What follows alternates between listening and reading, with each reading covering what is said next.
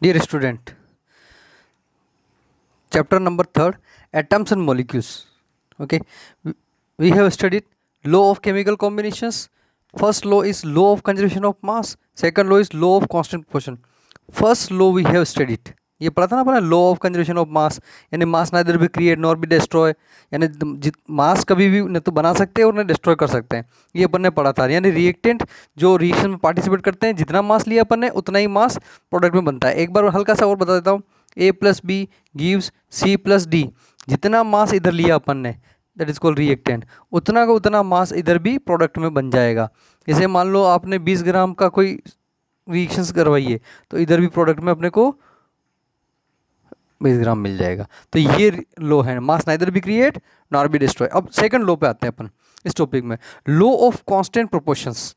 ठीक है, तो दिस लो गिवन बाय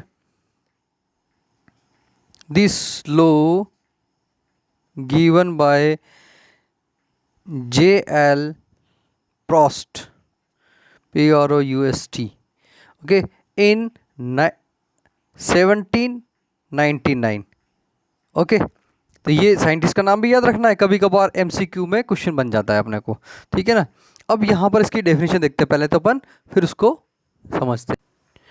देखिए डेफिनेशन है, a chemical compound is always made up of the same elements combined. यानी कोई भी केमिकल कंपाउंड जो है, अगर हमेशा एक ही तरह के एलिमेंट से अगर बन रहा है, combined together in the same fix proportions by mass. अगर कहीं से भी कोई भी केमिकल कंपाउंड एक जैसे एलिमेंट से बन रहा है और सेम प्रोपोर्शन से बन रहा है बाय मास, तो वो एक जैसा रहेगा। अब इसको सिंपल सा एग्जांपल अगर देखें अपन, जैसे वाटर का फॉर्मूला है H2O, और इसका मास कितना है, वो हाइड्रोजन का मास होता है 2, यानी एटॉमिक नंबर 1, और इसका मास हो जाएगा ऑक्सीजन का 16। तो रेशियो क्या हो गया, 1:8 रेशियो। अब ये वाटर सपोज आपका रेन वाटर हो, या फिर रिवर वाटर हो, या फिर आपका ग्राउंड वाटर हो, या फिर ये आपका वेपर हो स्काई के फॉर्मेट में, या ये वाटर आपका किस फॉर्मेट में हो, किसी भी चीज़ से अगर गेन कर रहे हैं, तो इसका जो बेसिक फॉर्मूला जो रहेगा वो 1:2 के रेशो में रहेगा बाय मास। यानी ये इसका मास इतना ही रहने वाला है। किसी से भी अपन अगर वाटर गेन करें, तो ये जितना भी वाटर होगा ना, सब एक तरीके का होगा। आप ये समझो। ऐसे ही अपन समझ सकते हैं CO2 के लिए। जैसे एक एग्जांपल लें अपन, जैसे CO2 कार्बन कोक को जलाकर, कोक को बर्न किया अपन ने, ये चारकोल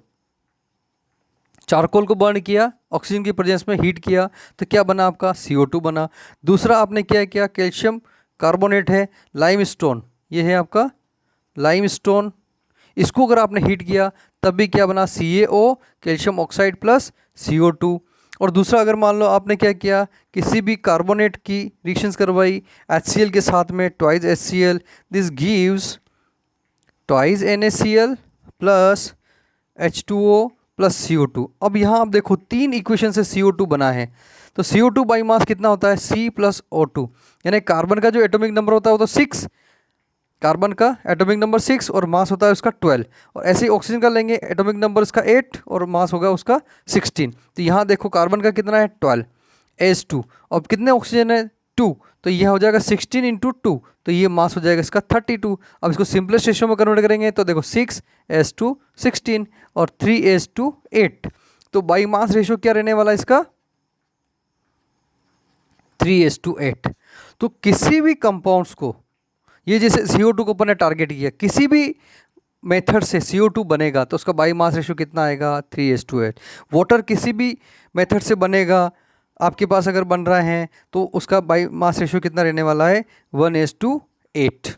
इसका मतलब यही है। देखो वापस देखो, a chemical compound is always made up of the same elements, यानी हाइड्रोजन ऑक्सीजन हो गया या कार्बन ऑक्सीजन हो गया, combined together in the same fix proportion by mass. उसका मास सब में सेम रहने वाला है। बस ये सिंपल सा लो है। फर्स्ट लो आपको याद हो गया, सेकंड लो भी इसी तरह से याद रखना। एग्जांपल आप ये दोनों एग्जांपल याद रख सकते हैं, उनमें से कोई सा भी एक एग्जांपल अपन एग्जाम में लिख सकते हैं। ठीक है ना। फर्स्ट वाला तो आपका बहुत ईजी है, मास neither be create nor be destroy, और ये किसकी बात करता है, मास की बात करता है। Same element same combined with the same proportions, और बाई मास, बस इतना सा याद रखना है आपको। चलिए अब अपन नेक्स्ट देखते हैं, अपन नेक्स्ट टॉपिक है अपना। और आप इस अपने इसको पढ़ते वक्त सामने एनसीईआरटी भी रखो। एनसीईआरटी में पेज नंबर 32 पर ये लॉ लिखा हुआ है ना, एज इट इज़ लिखा हुआ है और उसका एग्जाम्पल भी दे रखा है। तो आपको एनसीईआरटी साथ में रखना है, मैं उसी से लेकर के टॉपिक को चला रहा हूँ, ठीक है। अब ये आपको ध्यान रखना है। अब इसके बारे में, इन दोनों लॉ के बारे में या एटम्स के बारे में, जो सबसे पहले जो साइंटिस्ट आए थे वो आए थे आपके डाल्टन, डाल्टन एटॉमिक थ्योरी। तो अपना नेक्स्ट टॉपिक कौन सा हो गया, डाल्टन एटॉमिक थ्योरी। चलिए तो ये आपको एनसीईआरटी साथ में रखना है और उसके बाद पढ़ते जाना है। मैं एनसीईआरटी से की सारे टाइटल बताए थे आपको और उसी से देख रहे हैं, तो आप बुक भी साथ में रखना और वीडियो भी देखना, तो टॉपिक भी समझ में आ जाएगा आपको। अब देखिए आप, नेक्स्ट टॉपिक है आपका डाल्टन एटॉमिक थ्योरी। तो डाल्टन एटॉमिक थ्योरी मीन्स, अब यहाँ अपन देख रहे हैं ये कब दी थी इन्होंने, 1808 में। इन्होंने क्या कहा था, जो स्मॉलेस्ट पार्टिकल्स है, किसी मॉलिक्यूल्स का हो सकता है, मॉलिक्यूल्स, या फिर किसी कंपाउंड का हो सकता है ना। तो ये स्मॉलेस्ट जो पार्टिकल्स हैं उसको अपन क्या कह रहे हैं, एटम्स। क्या कह रहे हैं अपन, एटम्स कहते हैं। जो मॉलिक्यूल्स का हो सकता है या कंपाउंड का हो सकता है, या फिर किसी मिक्सचर का हो सकता है ना, मिक्सचर का हो सकता है, इस तरह का मिक्सचर है, तो उसका स्मॉलेस्ट पार्टिकल को क्या करें अपन, एटम्स कह रहे हैं। अब उन्होंने जो कुछ पोस्टुलेट दिए है ना, अपनी बुक में एनसीईआरटी में दे रखा है उन्होंने, 6 पोस्टुलेट दे रखे हैं। अगर आप देखोगे इसमें येलो बॉक्स में जॉन डाल्टन के बारे में कुछ हिस्ट्री दी हुई है कि वो कहाँ रहते थे, क्या करते थे, कौन से सब्जेक्ट के थे, ठीक है। अब इन्होंने कुछ लाइन लिखी है, according to Dalton atomic theory, all matter whether an element, compound or mixture is composed of smallest particles is called atom। ठीक है, इस डेफिनेशन को मैं आपको लिख के बता देता हूँ, तो ताकि आपके नोट्स भी बनते जाएंगे साथ के साथ। आप इसको पॉज करने के बाद ये नोट्स को नोट करते रहना। देखिए डेफिनेशन क्या है, जैसे मैंने समझाया था उसी के अकॉर्डिंग डेफिनेशन है। According to Dalton atomic theory, all matter whether an element or composed of or mixture, compound or mixture is composed of a small particle is called atom. जैसे मैंने कहा ना, कंपाउंड हो गया, मॉलिक्यूल्स हो गया, mixture हो गया, ये सब छोटी छोटी चीज़ों से मिलके बने होते हैं और उस छोटी से छोटी चीज़ को अपन क्या कह रहे हैं, एटम्स कहते हैं। ठीक है, इसके बारे में इन्होंने कुछ पोस्टुलेट्स दिए हैं। पोस्टुलेट्स मतलब उसके जो कुछ खास खास पॉइंट, उसको अपन कह सकते हैं। तो ये कह सकते हैं ना अपन, पोस्टुलेट्स, पोस्टुलेट्स। तो इन्होंने जो दिए ना, वो 6 पोस्टुलेट दिए, 6 पॉइंट्स ऐसे कह सकते हैं अपन।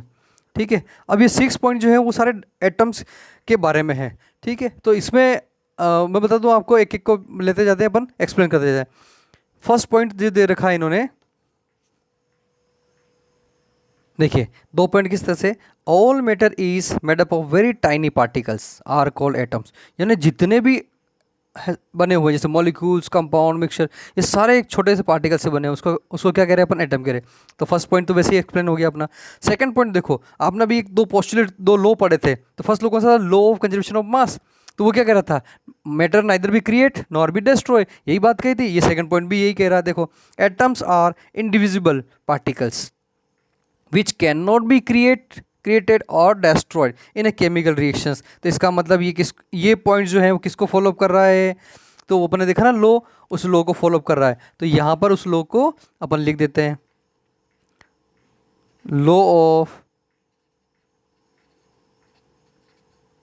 Conservation of mass. अब इस पे क्वेश्चन बना हुआ है, डाल्टन के कौन से पोस्टुलेट्स लॉ ऑफ कंजर्वेशन मास को करता है। तो कौन सा पोस्टुलेट हो गया, सेकंड पोस्टुलेट। तो ये अपने को याद हो जाएगा यहाँ पर।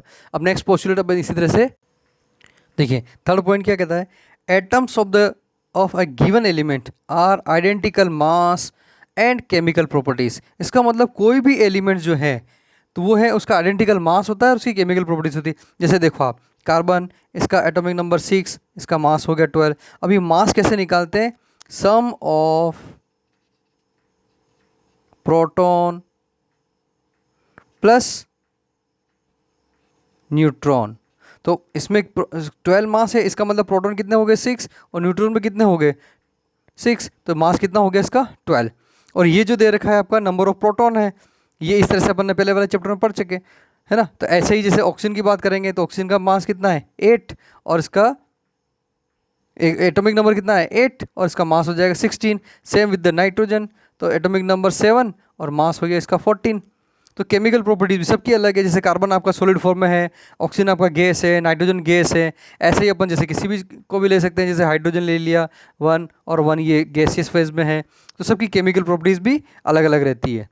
चलिए नेक्स्ट पॉइंट देखते हैं अब अपन। फोर्थ पॉइंट देखिए, atom of different element have different masses and chemical properties. जैसे ये देखिए ना, अपन ने अभी ऊपर वाले में देखा था, ऑक्सीजन का मास 16 है, नाइट्रोजन का 14 है, हाइड्रोजन का 1 है, कार्बन का 12 है।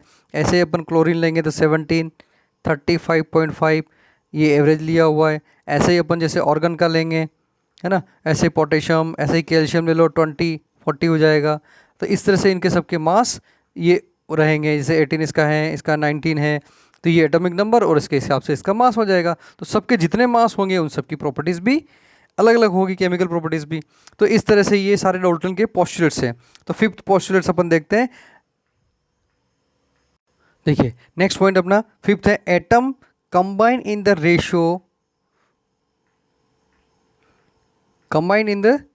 Ratio of small whole number to form compounds. यानी सिंपल होल नंबर में होगा, तो जैसे इसका एग्जांपल जैसे H2O है, तो किस रेशियो में हो गया, 2:1 हो गया होल नंबर में। ऐसे ही आप देखो जैसे H2SO4 है ना, तो H2SO4 2 ये हो गया, 1 ये हो गया और 4 हो गया।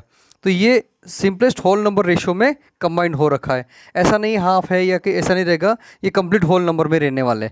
बाई मास तो हो ही है, पर ये नंबर भी अगर देखेंगे तो ये होल नंबर रेशियो में रहेगा। और अपना 6 पॉइंट कौन सा, the relative number and kind of atoms are constant in a given compounds.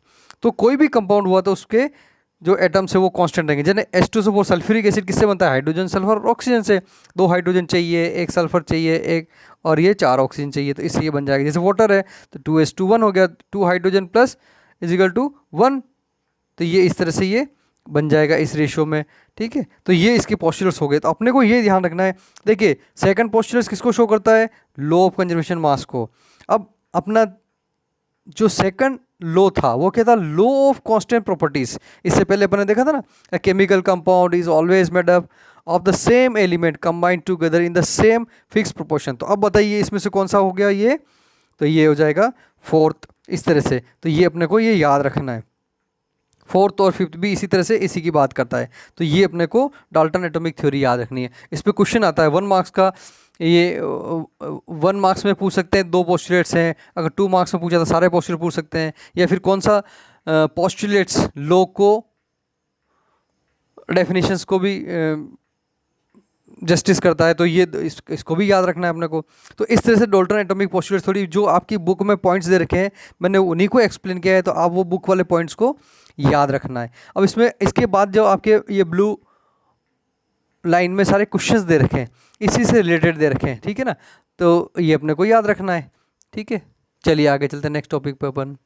अब देखिए आपकी बुक में पेज नंबर 32 पर फर्स्ट क्वेश्चन दे रखा है, फिर 33 पे आएंगे 2, 3, 4 क्वेश्चन, ये 4 क्वेश्चन दे रखे हैं। अब इसमें से मैं आपको एक क्वेश्चन बताता हूँ। क्वेश्चन नंबर जो फर्स्ट दे रखा है ना, इसमें क्या क्या रखा है, जैसे सोडियम कार्बोनेट ये दे रखा है आपको, सोडियम कार्बोनेट रिएक्ट विथ, आपको दे रखा है यहाँ पर ethanoic acid,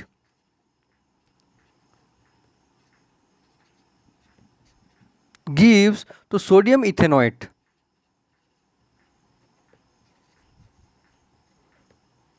sodium ethanoate plus carbon dioxide, ये कार्बन डाइऑक्साइड एंड वाटर जो H2O। तो इस तरह के ये दोनों रिएक्शन करेंगे और ये रिएक्शन करने के बाद इधर देंगे।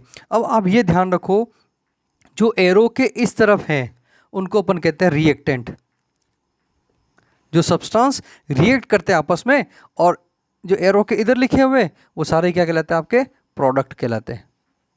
ठीक है, अब इसका मास दे रखा है, तो क्या दे रखा है ना, सोडियम कार्बोनेट का मास दिया इन्होंने 5.3 ग्राम, और इधर इथेनोइक एसिड का इन्होंने मास दिया है 6 ग्राम। ये दिया है in the reaction 5.3 gram sodium carbonate react with the 6 gram of ethanoic acid, तो 6 ग्राम ऑफ इथेनोइक एसिड। तो इसका मतलब अपन देखें तो रिएक्टेंट साइड में कितना टोटल मास हो गया, 5.3 प्लस 6, तो we can write 11.3 gram total क्या हो गया आपका रिएक्टेंट हो गया। क्लियर। अब देखो फिर क्या कह रहा है, products where 2.2 gram of carbon dioxide. तो कार्बन डाइऑक्साइड कितना ग्राम हो गई, 2.2 ग्राम हो गई। फिर क्या कह रहा है, 0.9 ग्राम ऑफ वाटर। तो 0.9 ग्राम क्या हो गया आपका वाटर। और 8.2 सोडियम इथेनॉइट। तो इसका मास कितना दे रखा है, 8.2 gram sodium ethanoate. Show that these observations are agreed with the law of conservation of mass. अब जरा देखो, जरा रिएक्टेंट साइड का एरो के साइड इधर देखेंगे अपन। तो 8.2 प्लस 2.2 प्लस 0.9, तो इसका अगर टोटल करेंगे अपन तो यहाँ देखो आप, इसका टोटल करने पर भी आ जाएगा आपका, ये तो हो गया 8 और ये 2, तो ये तो हो गया 10। अब 10 के बाद अब ऐड करो तो ये हो गया 2.2 और 0.2 0.4 और ये 11, तो ये हो जाएगा 11.3 ग्राम रिएक्ट प्रोडक्ट बन गया आपका। तो देखिए जरा प्रोडक्ट भी कितना बना, 11.3 ग्राम, और आपने रिएक्टेंट भी कितना लिया था, 11.3 ग्राम। तो कौन से लॉ को ये प्रूव करता है, लॉ ऑफ कंजर्वेशन ऑफ मास, इस वाले लॉ को ये प्रूव करता है। यानी रिएक्टेंट का जो मास है उतना ही प्रोडक्ट का मास है। तो इसका मतलब ये लॉ की डेफिनेशन क्या है, मास neither be create nor be destroy. तो ये आपका क्वेश्चन एक सॉल्व हो गया। इसी तरह से दूसरा क्वेश्चन दे रखा है इन्होंने, ठीक है। और थर्ड और फोर्थ क्वेश्चन जो मैंने अभी आपसे डिस्कस किया था, थर्ड क्वेश्चन दे रखा है, which postulates of Dalton's atomic theory in the result of the law of conservation of mass. यानी डाल्टन के अपन ने अभी 6 पॉस्टुलेट देखे थे, सेकंड, थर्ड, फोर्थ, फिफ्थ और सिक्स। तो लॉ ऑफ कंजर्वेशन ऑफ आपको किसने किया था, सेकंड वाले ने, ठीक है। और इसका फोर्थ क्वेश्चन क्या है, देखो आप, which postulates of Dalton atomic theory explain the law of definite proportions. तो ये किसने किया था, फोर्थ वाले ने किया था ये, और कुछ पार्ट इसका फिफ्थ वाला है,